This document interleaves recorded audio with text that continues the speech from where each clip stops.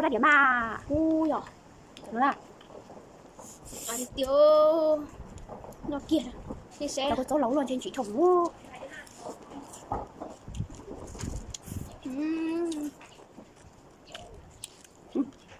Chị thấy có mất không?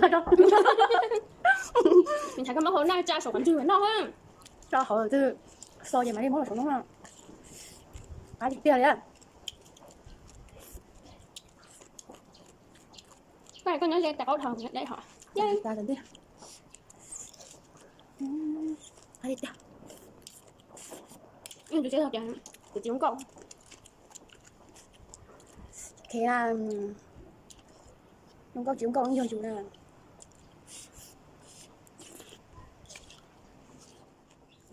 Thế rồi đó, nó có đây, cho nó vô, khóc 4 tuổi. Tụi hấp bún hết tụi có tôn tổng. Nó là chỉ khóc là tụi có ra điểm mà. Ui giời. Nó là Tiêu nó kia đi xe. cháu có số lẩu luôn trên chị chồng mua.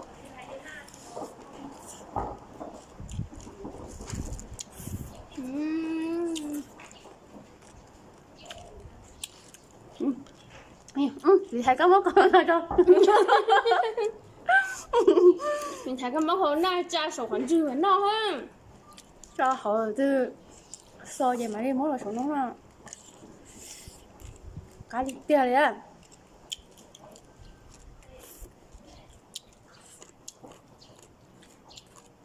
Cái này có nói ta có thằng đấy hả? Ra dần đi. Cái gì kia? Nhưng tôi sẽ thật chẳng tôi chỉ không cộng. Thế là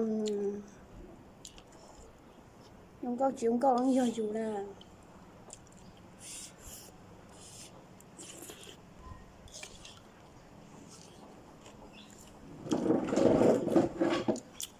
Nơi ở cha phổ của. Cảm ơn xem.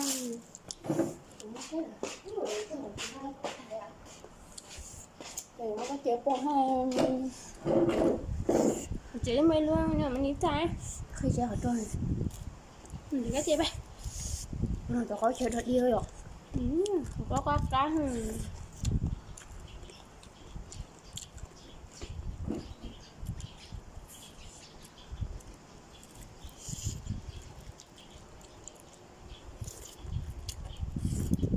Cái bóng thường cái chế khác. Cái tuổi tẹt. Thì nó có ngồi lên cho hết tía. Nó chế. Nó chế chỉ bộ.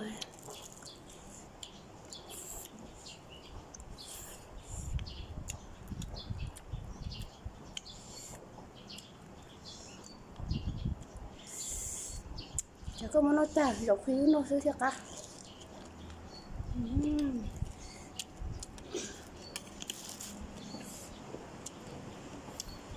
Cá chân.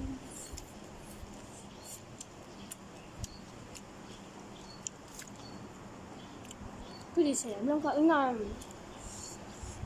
Nó cá.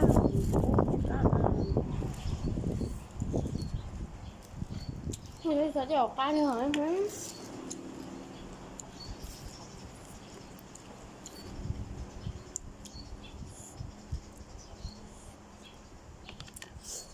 Sao?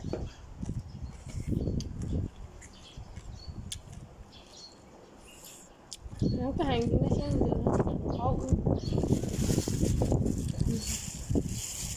Đây là hải cha bữa rồi tao có 4 bé thả rồi.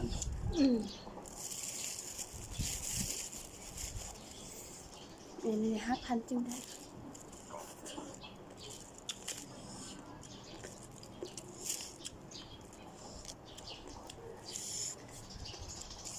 Cứ nó kêu của tôi đến nó là Cái xe cũng nổi ha.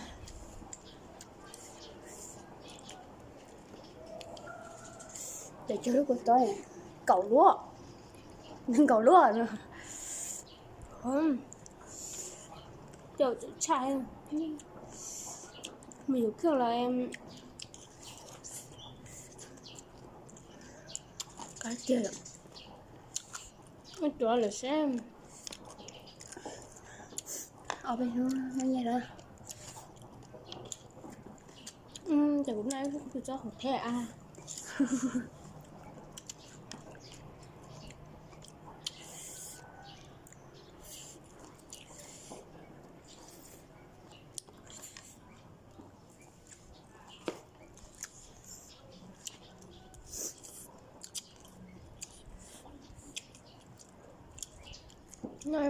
Sẽ thôi bữa chả có Cái mà xuống đây lúc sửa tung rồi nó hết có rồi.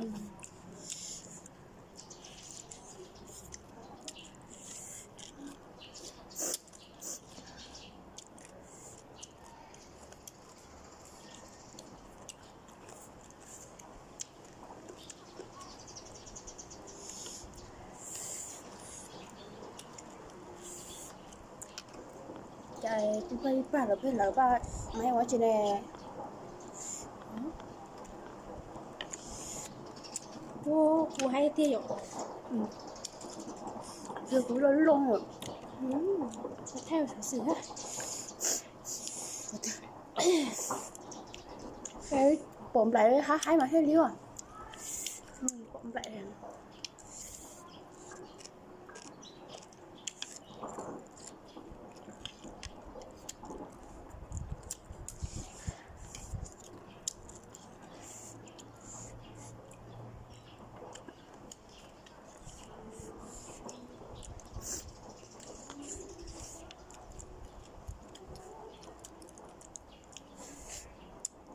Rồi, con này sẽ là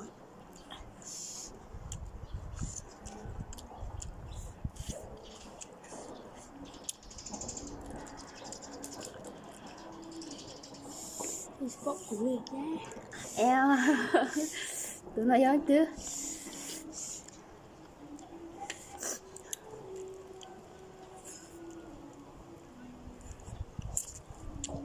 Chấm.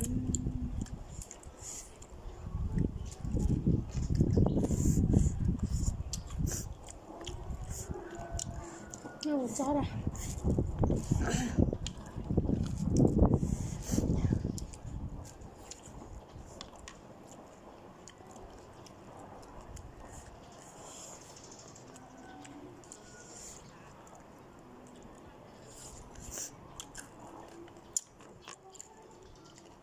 Nên mà hay là gì đâu à. Nó chẳng là con. Mình sẽ ở trời.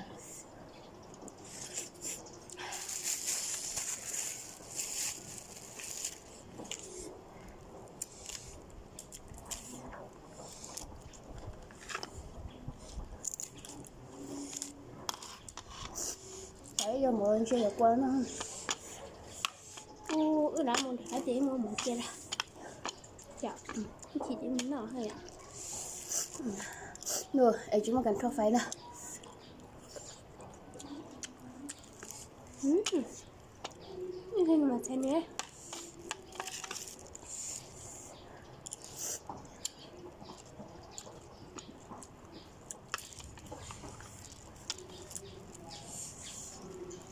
Ê, số tay không á.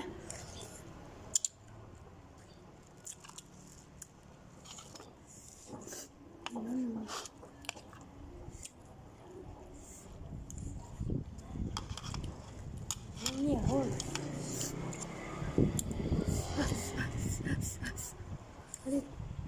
Ôi chị, gì đấy chứ? Ai tiếc